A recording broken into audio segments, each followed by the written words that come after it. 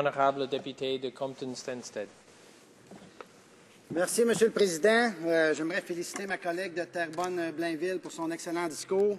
Et on va assister encore à plusieurs bons discours de mes collègues dans les prochaines minutes. Et j'aimerais aussi mentionner que en cette journée de la femme, je suis extrêmement fier de côtoyer des dames d'aussi grande qualité. Et puis, on le voit là, de jour en jour, la qualité de notre caucus NPD en est améliorée par la présence de ces femmes. Monsieur le Président, tout d'abord, justement, permettez-moi de souhaiter à toutes les femmes de la planète, de quelque allégeance politique que ce soit, de race, religion, une journée empreinte de bonheur, de joie, de sourire, de même que plusieurs autres journées comme celle-là, j'espère, dans le futur. Aujourd'hui, nous débattons d'une motion sur le respect des droits et libertés démocratiques, extrêmement importante dans un pays comme le nôtre et surtout dans un pays civilisé, industrialisé et qui a toujours été un chef de file dans les droits démocratiques et qui a même accompagné, assisté beaucoup de nations sur notre planète pour faire en sorte que ces droits soient respectés.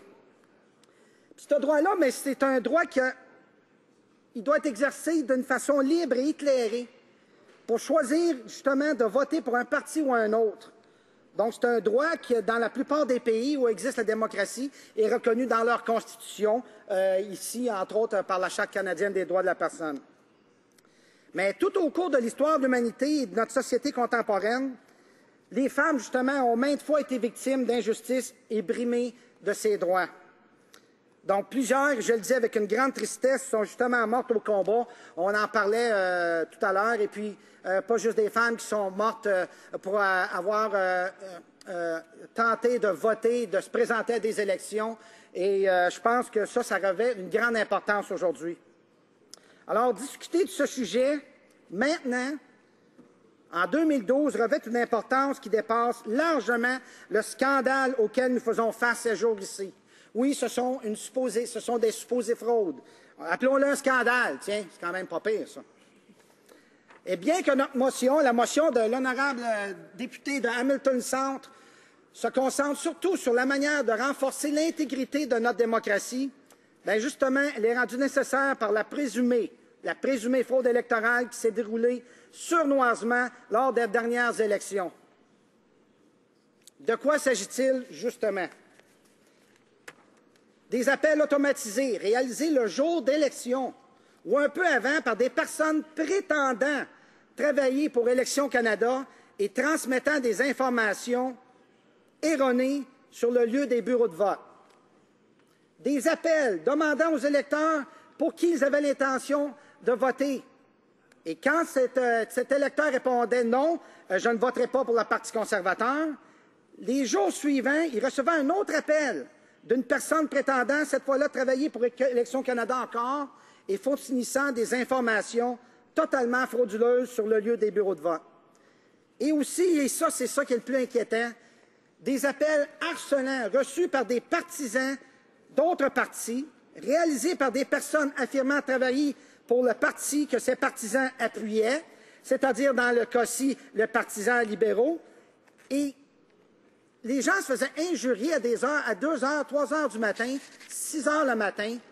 C'est inexplicable, c'est inacceptable, surtout d'une société civilisée comme la nôtre. Les compagnies impliquées, Rack9, une compagnie qui fournit des services d'appel automatisés, souvent utilisés par le Parti conservateur. Et les liens de Rack9 et le Parti conservateur sont très forts. RMG ou RMG, qui est une firme qui travaille dans le domaine des relations avec les électeurs, de la gestion de bases de données et de la levée de fonds pour le Parti conservateur et plusieurs autres groupes de droite, entre autres. L'ancien directeur, justement, des campagnes de conservateurs, Tom Flanagan, a même attribué la victoire électorale de son parti en 2006 à l'entreprise RMG. Quelles sont les règles enfreintes? On parle de l'article des articles de la Loi électorale du Canada, on parle de l'article 281, au paragraphe G, interdit à quiconque de volontairement empêcher ou s'efforcer d'empêcher un électeur de voter à une élection. Article 482. Commet une infraction quiconque, paragraphe B, incite une autre personne à voter ou à s'abstenir de voter, ou à s'abstenir de voter pour un candidat donné par quelque prétexte ou ruse, notamment en tentant de lui faire croire que le scrutin à une élection n'est pas secret. Le directeur général des élections a même déposé une série de recommandations au président de la Chambre des communes, une série de recommandations sur la réforme législative après la 40e élection générale. Il a, entre autres, sollicité le pouvoir de réclamer aux partis politiques tout document ou information jugé nécessaire pour vérifier s'ils respectent les exigences de la loi relative au rapport de dépenses électorales. Présentement, seules les campagnes locales doivent déposer des pièces justificatives à l'appui de leur compte de dépenses électorales. Dans sa demande, le directeur général des élections a précisé que ses homologues des provinces ont ce pouvoir et a rappelé que c'est sur la base de leur rapport de dépenses électorales que les partis politiques reçoivent des fonds publics. C'est extrêmement, extrêmement inquiétant lorsqu'on lit des choses comme ça. Mais de quoi s'agit-il justement, le fond de la question? Il s'agit d'éthique et de morale. Et là, je pense que le gouvernement a beaucoup à apprendre, car à le voir agir, c'est décevant qu'il ne respecte pas la volonté de 61 % des électeurs qui n'ont pas choisi ce parti, son idéologie et son manque flagrant d'intégrité. Oui, moi aussi, j'ai l'impression d'avoir devant moi un parti qui n'accepte nullement les résultats des dernières élections et qui fait ou fera tout en son pouvoir, accordé par seulement 39 % des électeurs, afin que cela ne se reproduise plus. C'est comme si on voudrait assister au début d'une dictature. C'est comme si ce gouvernement veut tout mettre en place pour faire en sorte que les gens votent pour eux, à sa façon, qu'on agisse et qu'on pose des actions comme le parti le dit. Pourtant, le premier ministre actuel a par le passé fait campagne électorale justement sur l'importance de l'imputabilité des députés des partis politiques, l'intégrité et le respect du vote. Où en est rendu le premier ministre à ce sujet? Cul-de-sac, rien. Aucun geste concret ce premier ministre sur le caractère extrêmement important de rendre les électeurs plus confiants envers notre système politique. Il est certes le chef de son parti, mais aussi le premier ministre de tous les Canadiens et Canadiennes. Un premier ministre a le devoir de défendre l'intégrité du processus électoral et du système démocratique, donc de rendre imputables les députés, mais d'aussi s'assurer que les votes, que les électeurs, leurs votes soient respectés. Ils sont libres de voter pour qui ils veulent et cette liberté-là est garantie par notre Charte des droits de la personne. Présentement, le gouvernement en place ne fait que rejeter les accusations sur les autres partis. Il refuse de faire face à la musique, il rejette catégoriquement, intégralement la faute sur les autres. On a droit présentement à une stratégie de distraction, de confusion de la part du parti au pouvoir depuis que des accusations ont été portées contre ce gouvernement, totalement irrespectueux des valeurs démocratiques, pourtant si chères aux Canadiens et Canadiennes. Je l'ai dit par avant, on était des chefs de file dans le respect de la démocratie. Ici, en Chambre, on était capable de débattre de lois, d'amender, de passer des motions respectueuses envers le choix de chacun. Présentement, on ne peut pas. On a quoi eu, le 17e ajournement? 1 minute. Merci beaucoup. Bien, dans tout cela, entre la fraude électorale des conservateurs et les tactiques déloyales des libéraux, il n'est pas surprenant que les Canadiens trouvent Ottawa corrompu. Seul le NPD respecte et reste déterminé à faire progresser les choses pour les familles canadiennes. Les conservateurs doivent commencer à coopérer avec Élections Canada et arrêter de blâmer tous les autres, y compris Élections Canada, pour cette soi-disant supposée fraude électorale. Le NPD veut non seulement faire toute la lumière sur la situation déplorable qui aurait pu survenir lors des dernières élections, mais veut également s'assurer que d'importantes réformes soient adoptées maintenant. On parle de 6 mois dans la motion, là, mais maintenant. Il faut agir maintenant pour éviter que ce genre de scandale ne se reproduise. Alors que présentement, le gouvernement ne fait rien pour apporter son aide à l'enquête sur la fraude électorale des dernières élections, soi-disant supposée fraude. Il ne fait rien non plus pour s'assurer que ce genre de pratique ne se répète pas. C'est pour cela que notre motion permettrait, Monsieur le Président, de renforcer les pouvoirs d'Élections Canada et de lui donner une meilleure capacité de procéder à ces enquêtes. C'est cela qu'on veut. On va l'appuyer de toute notre force. Merci, Monsieur le Président. Le député de Compton-Stanstead. Je remercie ma collègue pour l'excellente question. Effectivement, pour mettre en place un système qui a été installé lors de la dernière élection en ce qui concerne ces appels, ce type d'appel, ça prend. Pour installer une mécanique, une structure comme cela, ça ne se fait pas comme ça en prenant 2-3 bénévoles puis en lui disant « montez-moi un système pour achaler, pour inonder les électeurs d'appels de toutes sortes et d'appels surtout qui vont induire les gens en erreur. » Ça prend une structure, ça prend un système qui est mis en place par des gens qui savent qu'est-ce qu'ils vont faire, qui savent très bien les conséquences de leurs gestes et qui, effectivement, aura un impact sur les résultats d'une élection. Le député de Compton-Stanstead. Présentement, Monsieur le Président, on assiste à une campagne de distraction, de confusion totale. On voit que c'est souvent, on tente vraiment de détourner l'attention des électeurs et surtout des citoyens. Les honnêtes citoyens qui ont perdu confiance à notre système électoral, quand ils entendent ça, ils se disent « Ben voyons donc, ça ne marche pas cette machine-là, qu'est-ce que je vais faire avec ça? Ben là, je ne voterai plus jamais, moi, ça ne donne à rien, il n'y a rien qui se passe. » Mais nous, le NPD, là, on va se lever puis on va faire en sorte de faire la politique différemment et de changer les choses. Et c'est pour ça qu'on est ici et c'est pour ça qu'on va appuyer cette motion-là de mon collègue d'Hamilton Centre. Et puis là, on assiste présentement à le gouvernement court, il tourne en rond, il court après sa queue lui-même, Austin. Il n'y a absolument rien de logique dans ce qui se passe présentement. Et puis, l'humour a toujours fait partie de mon personnage. Et puis, non, excusez-moi, Monsieur le Président, c'est vraiment la distraction, c'est carrément du cafouillage qu'on assiste présentement. Honourable Member for Compton-Stanstead.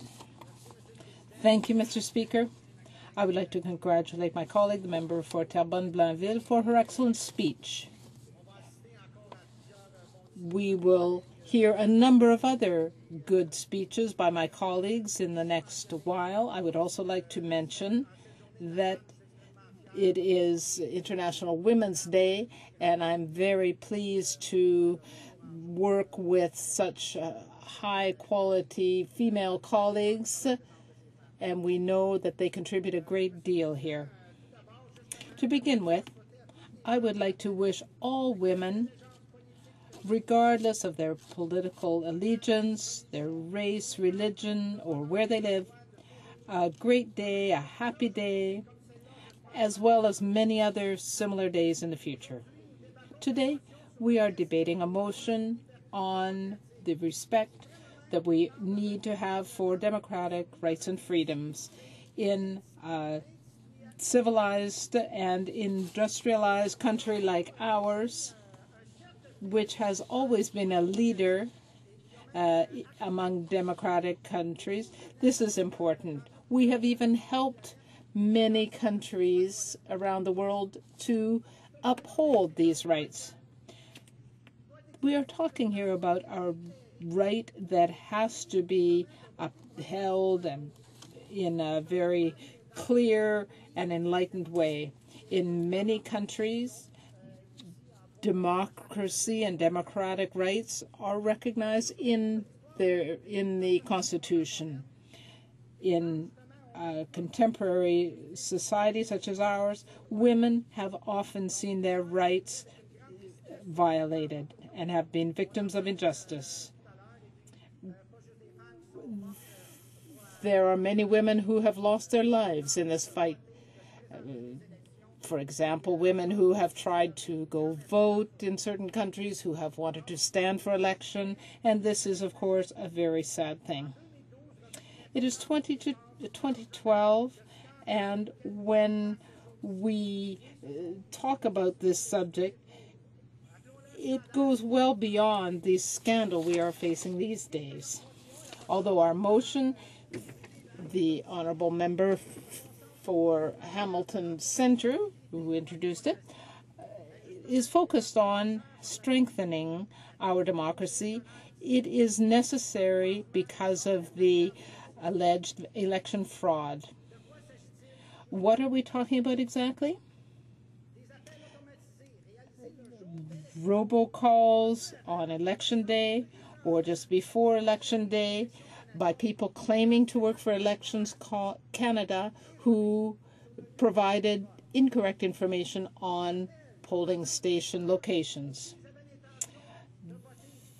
There was information collected about who people were going to vote for, and when people said they were not going to vote for the Conservative Party, they tended to receive a follow-up call by somebody claiming to be from Elections Canada with information about where the polling station had been moved to.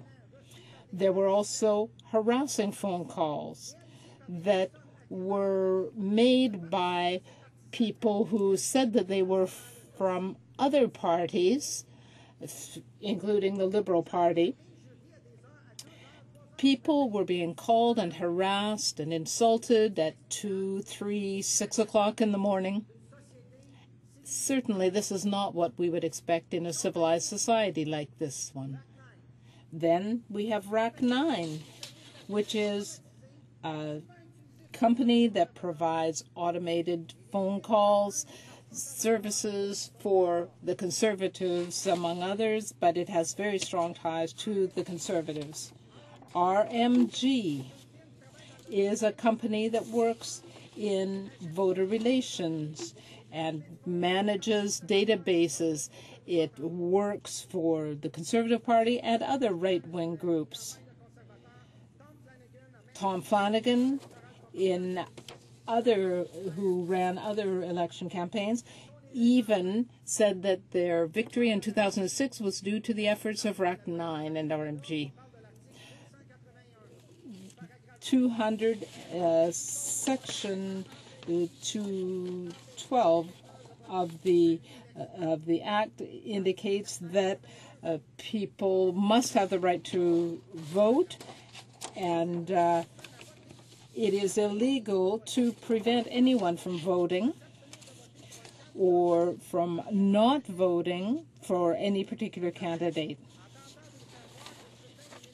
If someone gives information away that is private, that is also illegal.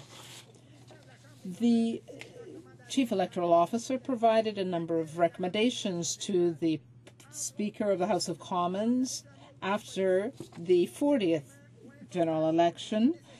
He asked for powers to require documents or information that would be needed to verify if all of the aspects on provisions of the Election Spending Act had been upheld. Right now, only local campaigns have to provide evidence and documentation.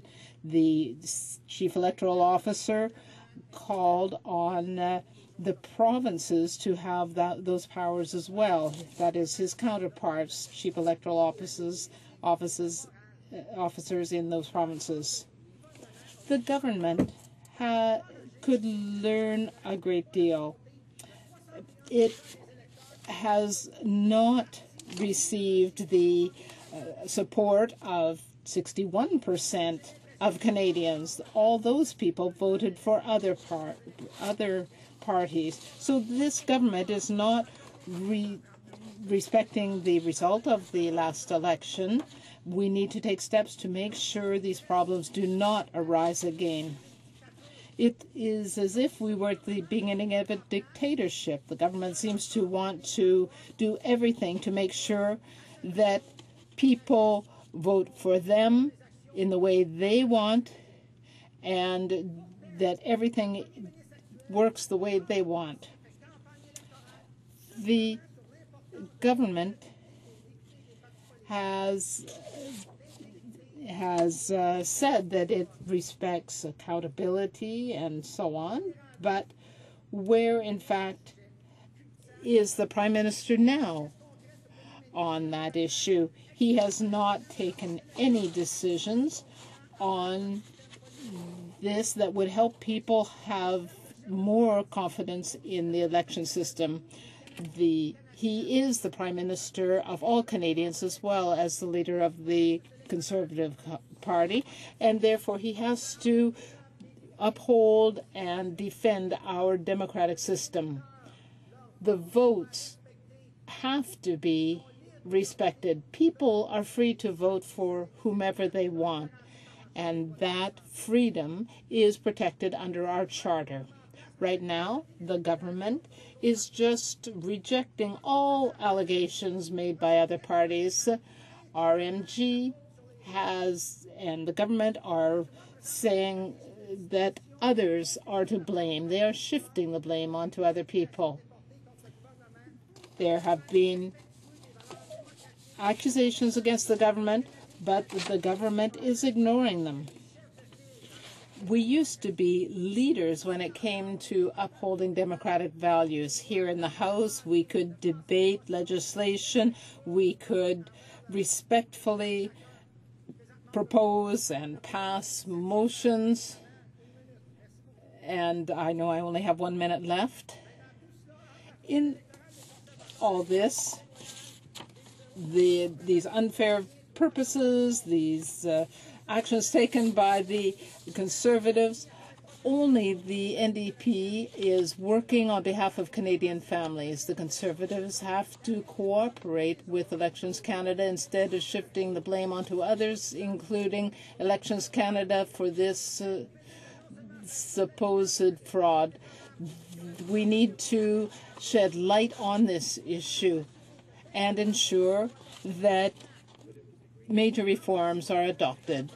In our motion, we talk about 6 months, but we really need to act now to make sure that this type of scandal cannot happen again. Right now, the government is doing nothing to get to the bottom of the scandal that took place in the last general election and is not doing anything to make sure this does not happen again. Our motion would make it possible to strengthen the powers of Elections Canada and enable the organization to investigate properly, and we will be supporting those efforts. Thank you. The Honourable Member for Compton-Stanstead. Thank you. I'd like to thank my colleague for her question. Yes, there was a system in place during the last elections, and in order to have something that generates calls like this, it doesn't just depend on a few volunteers. You don't just have a few people trying to flood electors and voters with calls of all kinds, especially misleading calls. It requires a structure. It requires a system that has been set up by people who are perfectly aware of the consequences of their actions and the consequences on elections results. The Honourable Member for Compton-Stanstead. Well, Mr. Speaker, currently I think what we're seeing is a distraction strategy, a strategy to create total confusion. And so, Mr. Speaker,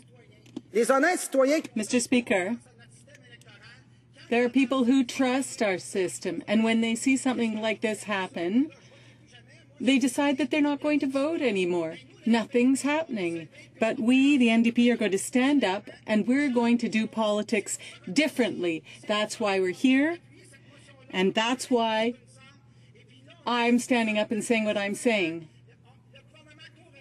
The government is going around in circles. There's nothing logical in what it's doing. So, I'm sorry, sometimes I'm a little funny. I'm sorry, Mr. Speaker.